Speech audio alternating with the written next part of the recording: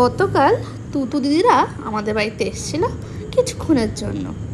আর এই গরমের দুপুরে কারোর বাড়িতে যদি কেউ এই রকম ধরনের সুন্দর একটা উপহার নিয়ে আসে, তাহলে তাকে কি কি বলতে ইচ্ছা করে বলুন তো? একদম কিছু না, জাস্ট গিয়ে জড়িয়ে ধরো।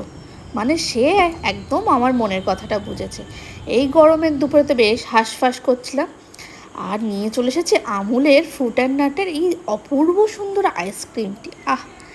এক চামচ নিয়ে দেখছি, মানে আর বেশিক্ষণ অপেক্ষা করতে পারছি না এটা রেখে। তাই আনার কিছুক্ষণের মধ্যেই সঙ্গে সঙ্গে নিয়ে নিয়েছি একটা কাপে বেশ 2 থেকে 3 চামচ মতো আমি আইসক্রিমটা নিয়ে নিচ্ছি। এখন বাড়িতে কেউ নেই, আর আমি আইসক্রিমটাকে নিয়ে নিরিবিলি বসে আরাম করে খাবো, আর বাকিটা আবার আটকে ফ্রিজে ঢুকিয়ে দিই, সবার সাথে আবার খাবো। তো চলুন খেয়ে টেস্ট করে বলছি ফ্রুট অ্যান্ড